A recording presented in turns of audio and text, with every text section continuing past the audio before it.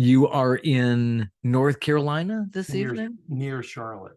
Near Charlotte. I love Right. Charlotte. Yeah, it's really changed a great deal over the years. I perform Yeah, there a lot.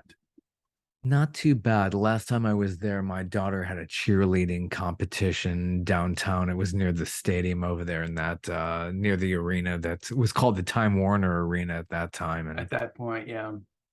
yeah, Yeah, it's all sports in town now. I'm down. I'm there usually twice a week. I'm playing somewhere right in town, and so I'm in the thick of it. yeah, you keep pretty busy there. So, I mean, the majority of I've noticed on your website, the majority of what you have is really in that North Carolina area. So there's absolutely a ton of arts there, it seems like. There is a great deal going on. It's pretty impressive. Yeah. A lot of diversity too. Everything from orchestral, even the smaller town that I'm from originally has an orchestra, which is unheard of, Yeah. and has had for many years. Yeah, because I mean, is it real? Have you seen a lot of change? How long have you been in Charlotte in that area? Actually, I've been in North Carolina, not all of my life. I lived on the West Coast for a bit, and in England for a bit, and on the East Coast, on the North Carolina coast. But my family came to North Carolina in 1771, I believe. Oh, So can you trace your whole family lineage all the way back to then? all the way back to then. So Wow. pretty steeped in the area, and I'm glad I've lived away. I was in grad school in LA, but yeah, so I came back, but it's changed a lot. Now we have LA level traffic in Charlotte. Oh my gosh, yes. I'm here in Atlanta. I've been here for well over 3 decades, and it's just changed tremendously. I mean, people just coming here, they're obviously here for the growth and all the jobs and all of that. But wow, it's just I noticed that with Charlotte, even less public transportation. And yeah, really Yes, tough. yeah. Tough to get Well, around there. but there's a lot going on. Good jazz scene in Charlotte. Lots of really fine players, Yeah. and some venues as well.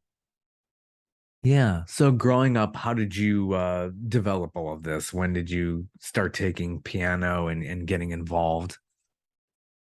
Well, it was in the family. My mom is a pianist and singer and violinist, and then my dad is his whole family was musical. Most of them played an instrument, and that orchestra I mentioned when it started, I think there were 6 or 7 of my family members in it.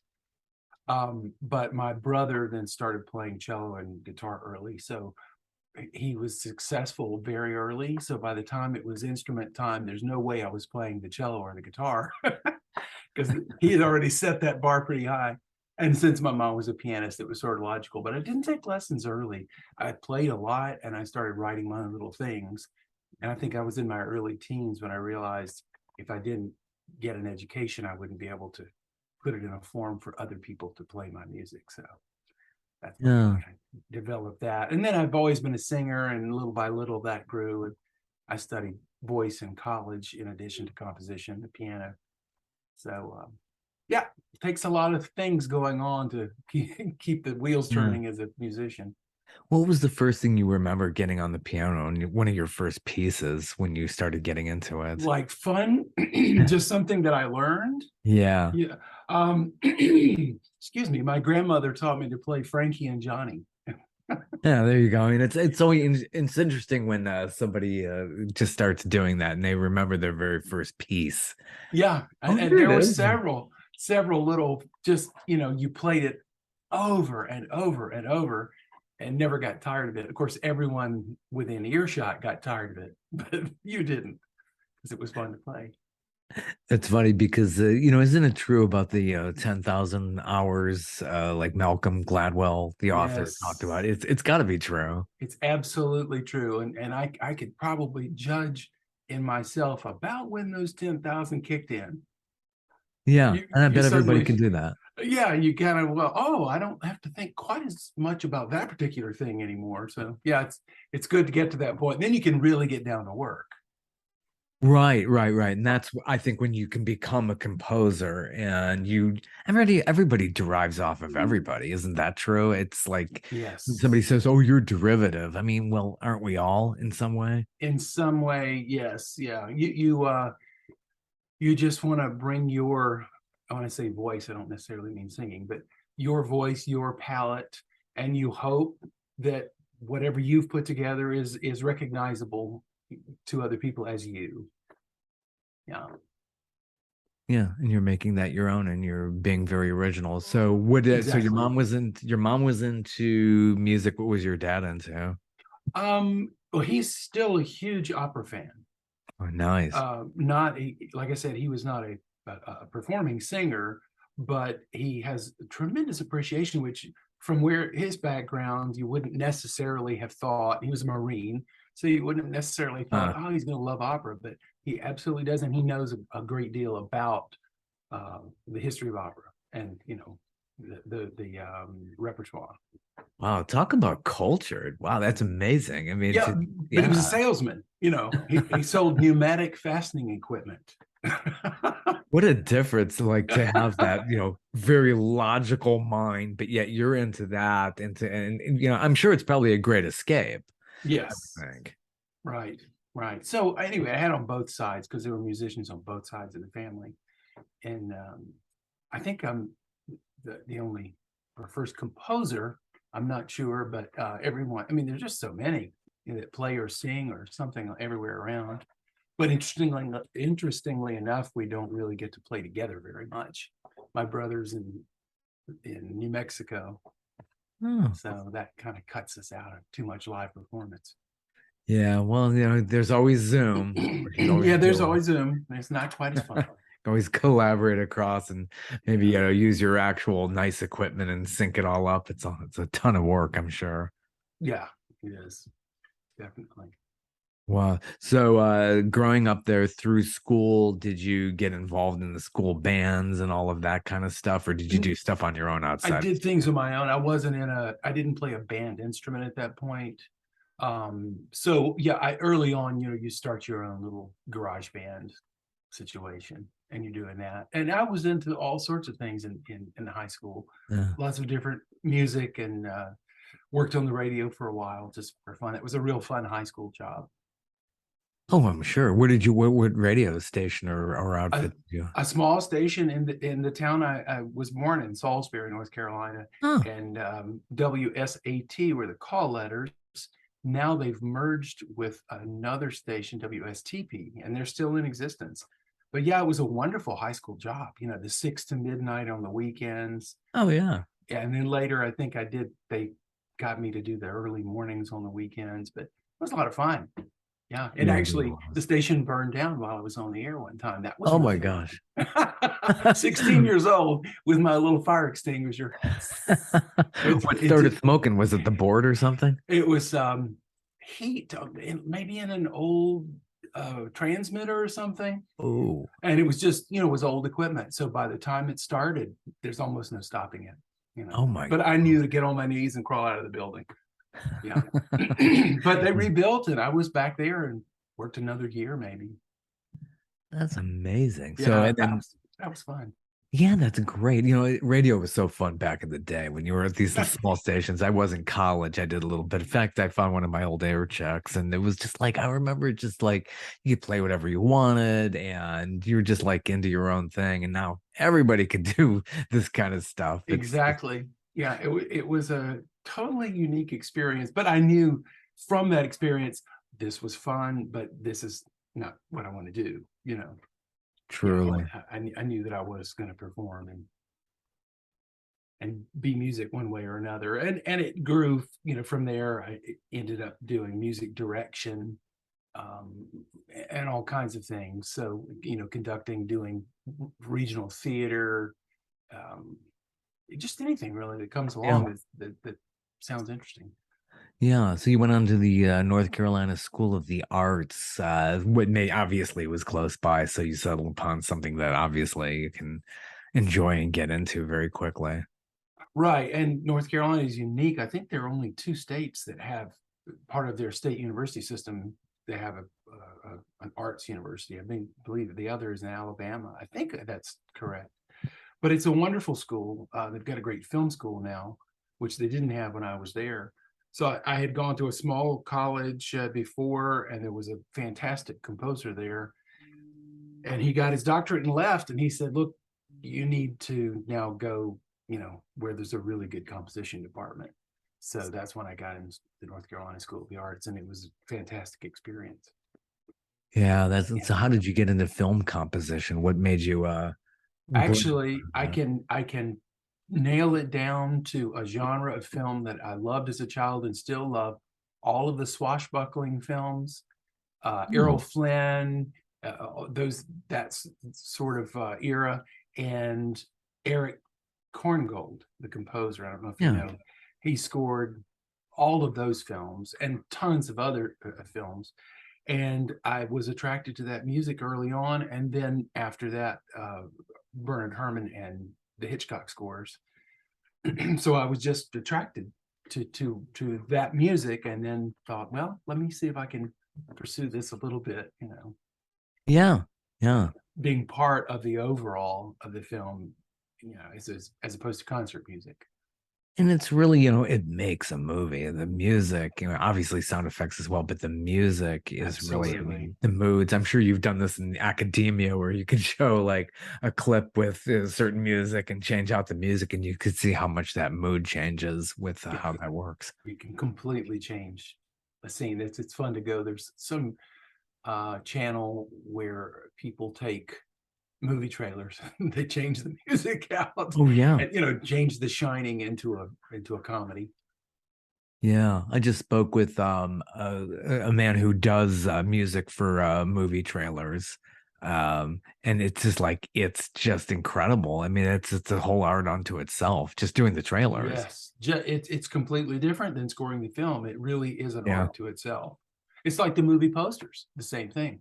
Yep. Yeah, a lot of people don't know that. Like a lot of times you could see the trailer and that music wouldn't necessarily be in the feature. Exactly. Yeah, I've done that myself. Yeah. So what were some of your credits, trailer credits and film credits? Nothing spectacular. Lots of independent films, some North Carolina directors, experimental films, no big name films. But the way things have changed, I'm sure you've noticed, and most people have, there is a sameness now to film music. Oh yeah. And that started happening really right after I left USC. And so I realized you didn't have the freedom to make it your own like it used to be. It doesn't mean it doesn't still require tremendous talent, but it didn't appeal to me the same.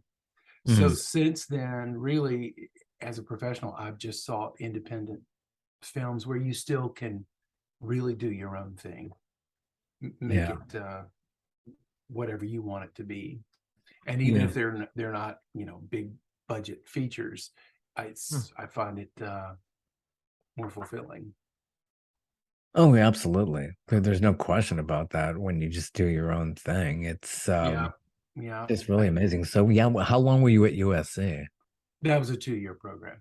Well, not even quite 2 years. It's more of an add-on program. Yeah, and great experience there. I've made some good friends. Still have a very good friend in Vancouver, and we worked together and stayed in touch all these years. Yeah. And so then did you go to Dartington not too far after that? Actually, that was in between the North Carolina School of Arts and USC. Yeah. And that was so different than the LA experience, as you can imagine, because it was all classical with Sir Michael Tippett was there, and Harrison Birtwistle, who recently died. Very much a classical environment. And I made some wonderful contacts there who I've stayed in touch with over the years, playing, going to master classes, and then playing on some student recitals. And as a result of that, had a piece premiered by Pianist, another pianist in England, and that really gave me a good basis for contact there. So yeah, I'm keeping those contacts. I learned that early on. Keep those close to you. Yeah. At Dartington, yeah, there's some really interesting professors that some Oh, people might know, definitely. David Ott and people like that. That's Well, yeah, David was not at Dartington. That was at Pfeiffer College, where I went before the North oh, Carolina School of the Arts. And he's still, he's a tremendous composer with a wonderful output. He's doing great. But Dartington, there were more. Oh, let's see. Lutoslawski happened to be there the year that I was there. He was an hmm. invited composer where he did do a master class. There was a big language barrier, but we did have an interpreter. The main thing is you were able to. I was in the choir and sing some of his pieces. The orchestra played them, and so you sort of immersed in his music for a week. And he was such a kind man, very nice man. As a matter of fact, recently I was remembering he signed one of my pieces, and I need to get my hands on that. It's Hmm. somewhere around Yeah, somewhere. incredibly valuable, I'm sure. Yeah, that was a great experience. And Dartington is in I think 15th century, part of its 15th century castle. Oh, So that was a Devon, great England. So if you're experience. gonna Down go in there, in Dartmoor, yes. yeah. How far out of in relation to like London when you would fly in and go to a place like that? Let's see. I went on the train from London. I'm gonna say 2.5 hours. Hmm, not bad. Yeah, Torquay and Totnes, and they're all right there together. I think Dartmoor is the whole area. It's about two Oh, and a half hours. Beautiful train trip too, because it goes right down the coast. yeah, I bet that's gorgeous. Very, Wow. Talk about very, inspirational. very inspirational. Yeah, that's the location for Hounds of the Baskervilles. Mm. Yeah, so Oh, you get interesting. that vibe. You don't walk alone at night too much if you watch that. If you've seen that film or you read the Yeah. book. Yeah, I can imagine. Yeah. Oh, wow.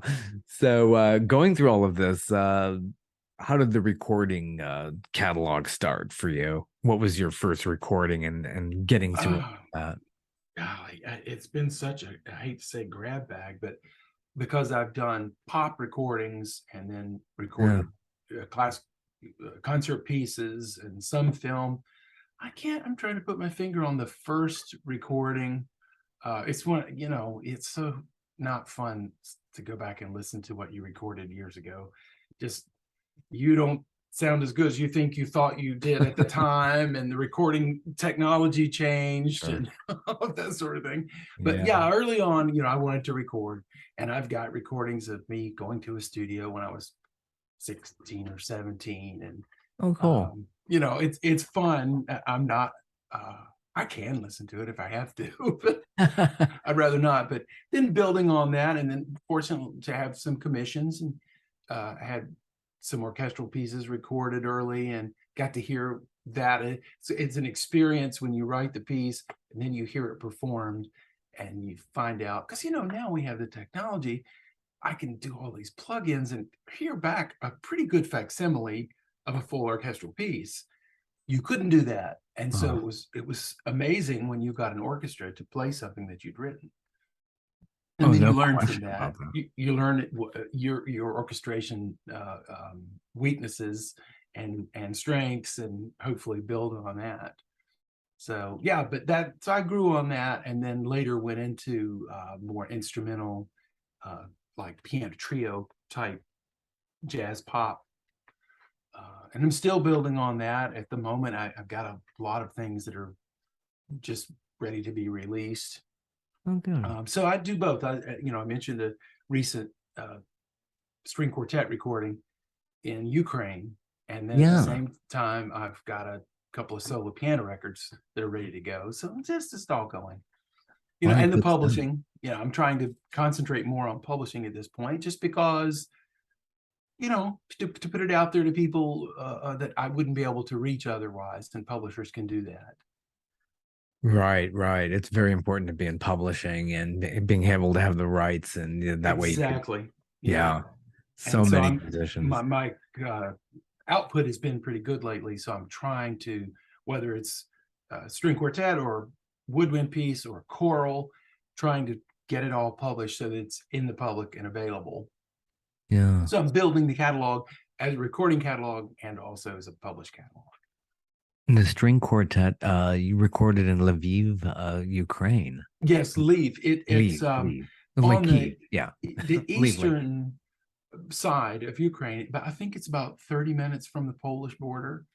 And it's a crazy story. I'd gotten the grant to write the string quartet from ASC and Arts and Science Council, and that was great. And I usually don't have any problems writing, so I had my piece laid out, and I knew what I was going to do. I like to work on even those 4 movements in a string quartet, the whole piece at one time, rather than finish this movement, then move this movement. So I had it all laid out and I'm working, and I contacted a recording orchestra in Moscow that I had recorded something before, and they're wonderful and fantastic quality and very quick and amazing rates for what they charge. So that was set up, and this was in January, and we were going to record. I needed to be recorded by the end of June. Well, then the war started.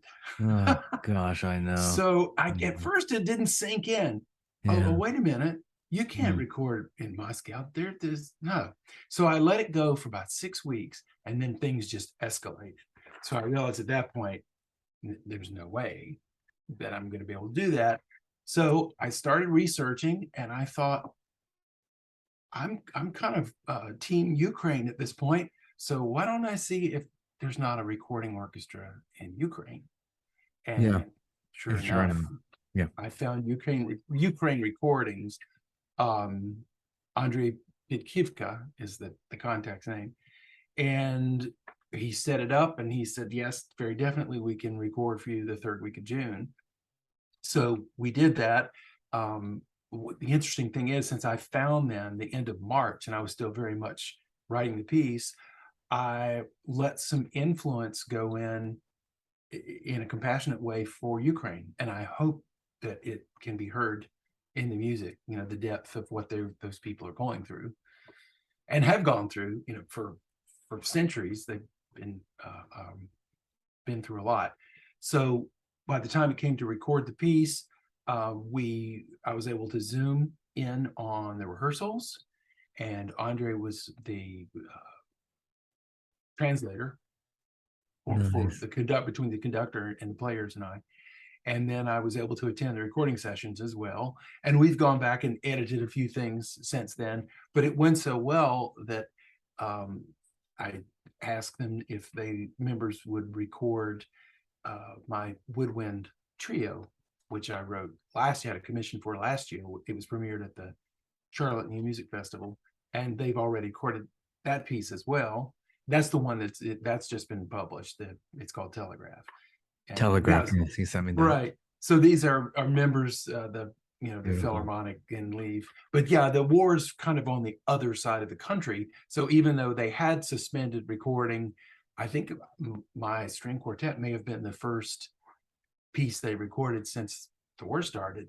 So it was exciting for them to be able to get back to recording. And of course, they did a fantastic job.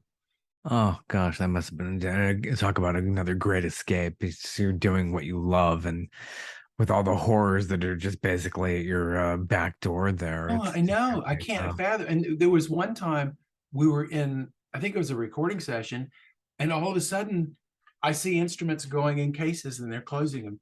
And I thought, but we're only halfway through. What are we doing? And he came on and said, I'm sorry, there is a new curfew, and if they don't leave now, they won't be able to drive their cars back home because you can't be on the road. Yeah. So just like that. I mean, we can't imagine living that way. Yeah. And the previous Sunday, I think 2 or 3 bombs had been dropped on that city, but they're really tenacious folks, and they're not letting it stop them. Yeah. You got to be so strong. Yeah, it's amazing. I'm so pleased to have these new Ukrainian contacts and friends. They did a great job, and the string quartet should be published within the year. Good. Yeah, and the recording will be, it'll be available on all of the typical streaming sources. Yeah, you're everywhere. It seems like Bandcamp and oh yeah, as soon as it's mastered and ready to go out. Yeah, but we're still editing on that. So how are you involved in that post-production process, like with editing? Are you, have somewhat of a technical mind, or you basically work with a lot of talented folks who make it all work? A little bit of both, budget wise, especially film budget wise, you sort of have to rely on yourself for a lot of it these days. Fortunately, the resources are there, and the plugins and the recording platforms to make that happen. But I never fully trust my ear on a finished product. And I do have a lot of really fantastic people. I had one guy, he's died recently, unfortunately, but he would come and help me set up templates for particular styles and ensembles so that I could work in my own studio, but maintain a certain sound and quality, because I'm not an engineer, but that was a fantastic resource that he helped me set that up. That's But cool. always for mixing and mastering, I want to go to someone else who that's their job. They know Yeah. that. It's tough to hear yourself back. I mean, that's the human condition. You're talking, you're Yes. singing. It's hard for probably most of Oh, us. and you send something and they say, well, I think that vocal could be louder. And then you Yeah. think, really? And so you adjust it. And the next guy says, the vocal's a little hot. So I don't think vocal. I think I'm pretty good otherwise, but when it comes to vocal, I need somebody else to make that decision. Yeah, I it's can't. I tough. It can't makes tell you the. question yourself. Yeah, I can't tell. Is it too loud? In my head, it sounds a certain way. So no, someone else has to make that decision. I'll Yeah. arrange it, but then you adjust the volume. Yeah, leave it up to others. That's why it should be a team effort in a way. You could do a lot of things solo. I mean, there are people who can, but Yeah. it's like it's hard. It's good to have that other ear. It's very Yes. subjective. Other ears to rely on that you trust. Yeah, without a doubt. So, how many full-length albums are in your catalog? Um, 6. That's good. And as I mentioned, there's a live piano uh, record coming from a series of performances I did um, in a North Carolina mountain town over a period of years, and I would write 2 or 3 new pieces each time, and so those are coming out.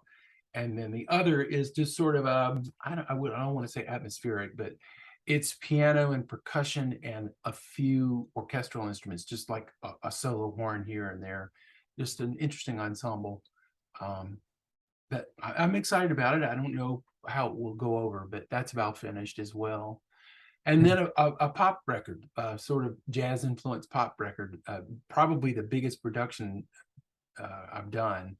Hmm. Lots of things going on in that record, so I'm Yeah. very excited about it. And I have super musicians, to play that played on it, and now so many of the really good guys have their own setups and they can record for you remotely.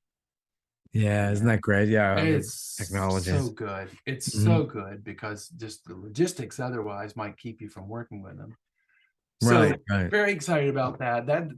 I had just have a lot that all came out at one time. I was very productive in the lockdown. So Yeah.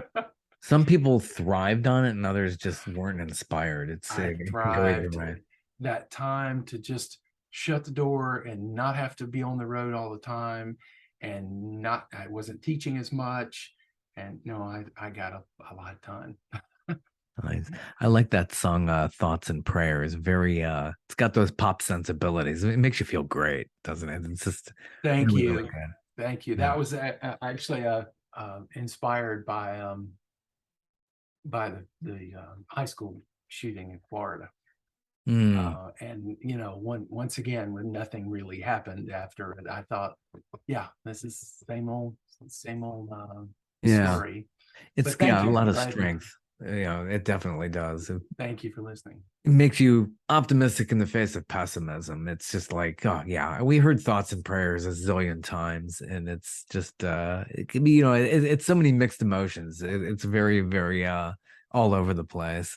That's on the sort of jazz influenced pop record I'm talking about. Yeah. That's coming out. Yeah. Good deal. Yeah. Maybe the title track. Haven't made that decision yet. Yeah. It's pretty catchy. It really is. I think that could really get a lot of eyes and ears on something like that. So yeah, Fantastic. Thanks. definitely. So late September is a really great recording. You Well, got some thank you. really interesting people on there. You got somebody on flute. It's somebody named Tim Gordon. Yeah, Is that somebody you and know? interesting thing is you may have Tim plays with a lot of different people. I think he does a lot of the Temptations and Four Tops tours, playing sax, but he's principally a sax player, but plays everything. And so he's recorded flute for me, sax, flute, and clarinet. Yeah, fantastic. And he's another guy that's set up, to record remotely. But we're actually working together this coming Saturday. Yeah, he'll be playing sax. Oh, nice. Yeah, Nice. he's a North Carolina School of the Arts graduate as well. Yeah, Yeah, it definitely shows. we weren't there at the same time, but yeah, so we didn't know each other from that. But yep, super guy, fantastic. Yeah, you got some really good stuff out there. You were all over YouTube. Another Mhm. great clip I see is Excursion, which you did over at the Ash Center.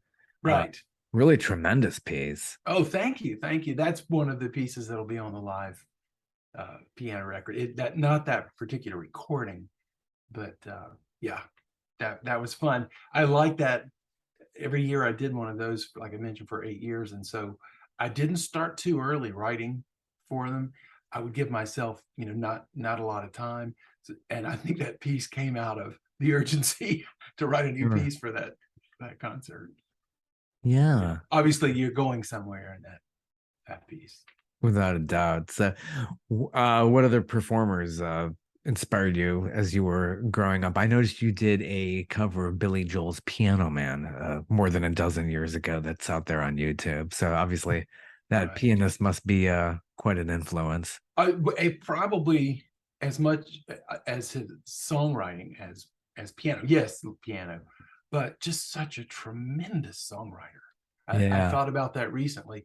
So definitely, Billy Joel and Elton John were influences. Just they were everywhere for so Yeah. many years, and justifiably. Yeah. They, they Um, they show up everywhere. They creep this so much into my podcast here too. I mean, I've had like, the 3 degrees of separation from Billy Joel so many times in all the stuff I've been oh doing. yeah, I just told someone recently. I think I have 2 degrees from the Beatles. I think it's Absolutely. two because once upon a time, Billy Preston, if people don't know, played so much of the In the Get Back organ, session. organ and piano and electric piano of the Beatles, was coming through, and an agent said, "Hey, he's not going to have equipment, but if you can provide equipment, he's going to do 2 shows." And I said, "Absolutely." So he used my keyboard and my PA or my amp at the time for these 2 shows. And one of my perks was I got to go to both shows, and he had me up to sing a duet on "That's the Way God Planned It." So that's my connection to the Oh yeah. Beatles. Oh, big time. Yeah. I mean, especially And when I'll you're take it. oh yeah. Yeah, that was fantastic. But there's so many people. I really love Jerry Rafferty. Jerry Rafferty. Oh, big time. Yeah. Yeah. Yeah. No, without a doubt. I love Night Owl and, obviously City to City, which Yeah. is just phenomenal. I love that record. Yeah. And his vocal arrangement, I think, influenced me. I really love the way he wrote harmonies and harmonized with himself. Also brought in other singers, but um, definitely as such a tremendous songwriter, just Yeah. Yeah. incredible. And a lot of people don't realize that he continued to write very close to his death. He was still putting out great music. Yeah. Yeah. He had his demons too, I guess, which kind of set him back a bit. But wow, He what a did. catalog. Wow. Yeah, tremendous catalog. But fortunately, he was able to work, to write all the Yeah. way through. But yeah, I really love Katie Lang. Yeah, that's another good artist. Her Yeah, performance definitely. style is just so amazing. Yeah, and such a voice that we were talking a while ago about, if you create your own you're lucky enough to have your own recognizable palette. No one sounds like her. Yeah. Absolutely no one. Yeah, just such a masterful interpreter of anything she sings, whether she wrote it or someone else wrote it. Yeah. Yeah, Yeah. you And could. such a, yeah, a big character, definitely. Oh man, what a voice! What a voice, and It's what a the whole musician, package. Yeah. musician and songwriter. Yeah, Oh, yeah. yeah. So lots of good influences, but I also love opera too. You know, got that from my dad. So I'm all over. I've gleaned from lots of different sources. Yeah, yeah, and it shows in the wide variety of what you've got. So it definitely helps. And I just, jazz is just something that creeps into a lot of people's world as well. So I'm sure that that's quite an influence too. Were there any jazz artists that you were really interested in following? Definitely early on discovered Dave Brubeck Yeah. and Vince Guaraldi, of course, Herbie Hancock, you know, all the guys at that era. And then vocally, always heard Tony Bennett, Ella Fitzgerald, you know, being a singer. So those influences were very important too. And then just not necessarily jazz singers, but I don't know how I want to describe them, but Mm. someone like Judy Garland, just the beauty of the performance and hearing how someone interprets what is seemingly so simple a performance, but it's so nuanced. There's so many layers to it. So yeah, listen to lots of people, lots of different styles, and I'm kind of all over the place for listening to jazz. I love Jean-Luc Ponty and Yeah. all sorts of instrumental people of that level. Yeah, you never know what I'm going to be listening to next. Yeah, I mean that really is a variety is the spice of life. Right. Uh, as you were developing, you said you had vocal training. How does that? What did you learn in that? What techniques do you do to learn how to be a great vocalist? Well, early on, I learned that I probably didn't have the natural breath for opera, the Yeah, that takes endurance. a lot.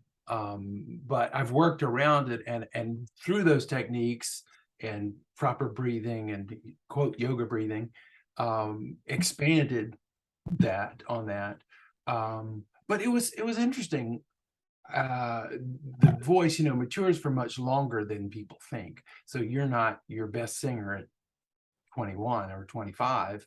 You may not peak vocally until your late 30s, you know. Yeah, So you change the colors, change your voice, your ability to interpret changes. But to your question, definitely techniques that I learned early on from voice teachers I've never forgotten. And mm, proper breathing, I remember distinctly when I sort of felt like I could control that. I had learned, you know, some part of that technique, so I could control the performance and the breathing better, so that you don't wear out. You know, you can do a 3-hour performance because you're doing cover band sort of things, which you know you have to. Or yeah, I enjoy. I don't mind anything, but you've got to have the endurance so you can do it the next day too. So you don't I blow know. your Nobody knows how much work goes into that. right. You blow It's a yourself lot. out. Yeah, and you're playing and singing. Um, so yeah, definitely building on all of those techniques. And I like to sing a variety of styles as Hmm. well. Yeah. Yeah, that's really interesting. Just, in performance, yeah, you got to have that stamina. You're going night after night, and these people who've gone these long tours, I can't even imagine how much work that is. It They is. make it look easy, They do make it look easy, but if you look at a lot of schedules, you'll see that there's always a night or two in between. which yeah, you need. Yeah. Yeah. Some people don't. I'm amazed at some singers. Maybe it's just the style that they do, that they can book night after night. Mm, mm. Yeah, good for them. But some people, and of course, uh, operas always have a performance, and there's Oh two, my three, gosh. 3 days in between for recovery and recuperation. You know, Yeah. Yeah, that's really incredible. It yeah. totally is. Yeah. So you So get are them. Are you musical? You didn't say. No, no, I'm a big, I appreciate it. I would love to have been if I was to be into music, and I'm a huge, obviously into appreciation, but I would love to have been a lyricist like Bernie Taupin. I really Oh would. I would wow. love to have done that. I'm so jealous of, and I look at those lyrics because I'm a writer at heart of, writer all around. And to me, that would have been the dream job. It was to, supply Oh, lyrics to somebody like an Elton John. That would be oh just yeah. And gold. to be such a lyricist that you can read the lyrics, and if there had never been a song, they're still wonderful, just on Yeah, their own. right. Such amazing stories he told and tells Yeah, in his yeah. lyrics. That Yeah. one song, Blessed. I'm like, I don't know how you do. I think Elton once said that was one of his favorite lyrics. It was just and it's just like, how do you come up with that? It's like it's incredible. It is Like, incredible, and to be the recipient of those lyrics, to sit down with that blank slate and I'm going to create the music to go with this. That had to have been, that's got to be the greatest collaboration, except for you know Rogers and Hammerstein. yeah, It yeah, really is such an amazing yeah. duo You're partnership. talking about an arrangement like Rogers and Hammerstein, as it compared to, Elton's American counterpart, Billy Joel, who just always insisted on doing all of it. Well, I know, and that really sort of for me puts him kind of in a special place, Right. because Doing both. yeah, it's just And I think he amazing how. insists on that. And that's why he really was like, look, I'm out. 30 years ago, he's like, I'm out, I'm done. But he did it all. And that's a big difference when you're comparing those two. Yeah, Elton's done 3 times as much in the catalog, but But Billy yeah, Joel stopped after 12 albums. yeah, he had to come out, with the entire concept came Yeah. from him. Yeah, Yeah. yeah, That's a huge deal. yeah. Well, you should find yourself some musician and say, hey, Yeah. would you want to work with me to write Yeah. some Right. songs? Yeah. And I can have melodies in my head. I can have melodies. I don't play anything, but I can hear melodies and things like that, which would be very interesting.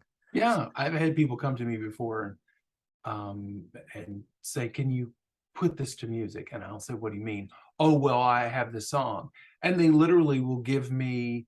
I haven't done this in a long time, but a recording of them just singing the words, and so I would tell them, "Here's the thing: I can write your melody Yeah. and give it to you, but it's not a song yet. It's going to need chords and a structure and what's the arrangement." Yeah. But that's interesting that there are people who hear that and they'll sing that same thing the same way 100 times, uh, and then but they're not players, so they don't know how to turn it into Yeah. something other people can enjoy. Yeah, that's why it'd be good to know keyboard at least, the basics at least, and you can figure out the notes and somehow Yes, translate it to that. That would be kind of a cool thing. I'm yeah, sure it's enough harder to to play learn chords. yeah, it's got to be tough though, to learn as you get older. Yes, definitely. The hand-eye coordination, lots to it. But I've had I've had students who are older. Who I had a gentleman come to me. He was an actor who you would recognize from so many things, and he was 77, 78 when he came to me, Mm, and he said, me too. I want to know about jazz." He said, "I Mm, don't expect to ever play for anybody, but I want to understand what's going on." And we had a great time for a couple huh, of years. He was so sharp anyway, but he loved it. He loved just figuring out the chord progressions and mm, seeing why things fit together. He had retired in North Carolina, but he'd been in LA and on the stage in New York. And he said, "Okay, I'm finished working. So now," he's one of those faces that you've seen so many times, so it was a lot of fun working with him. well, that's really neat. Yeah. Very cool. So beyond all this, you got a full plate. What's for the future beyond all this? What else did you want to like expand touring beyond the Carolinas? Well, I have done, and I do on occasion. You know, the good thing about being a composer is your piece can go on tour and you don't have to. Right. Not that I would mind, but and that's sort of my thing with the push on publishing now, is just to make sure, you know, I've got a lot of pieces, a good decent catalog, getting them out there so that other people can perform them. But yeah, I like doing that. It's not a tremendous goal. It's that fine line between I need my composer time and Yeah. Yeah. songwriting time. And I can write just about anywhere, but I don't know that I would want to go out for long periods of time. I don't know, maybe Yeah. Yeah. we'll see. I'm Yeah. open, you know, I'm adaptable. And a lot of people in music can't read music, so I'm sure you're one of the few who can. It's just like there's some people who's Well, like, yeah, who don't, yeah, fortunately with the guys that I usually play with, the jazz guys usually are literate musicians. yeah, So and that's great because you sort of start off at a certain level and build from there because everyone can understand each other quickly. I think yeah, it'd be hard for me probably to work with people who aren't musically literate at this point, but at the same time, they're people with tremendous output, you know, natural gift who just never took the time to learn to notate, but that didn't yeah. stop them from a tremendous catalog and output. That is so true. That's so Yeah, true. Talked to a lot yeah. of talent I, over the years. Yeah. I like a little bit of both. I like to be able to, you know, play on the cuff and also commit it to paper. Yeah. Yeah. That's good. It's good to be able to work like that. Well, that's Yeah. great. Well, I really appreciate your time and thank you for stopping by. It's been really tremendous. Thank you so much for having me. It's delightful, and I look forward to talking to you again, I hope. Absolutely. Take care and best wishes in all of your endeavors. Thank you so much, Bob. Peace. Have a good one. Bye-bye. You Bye. too.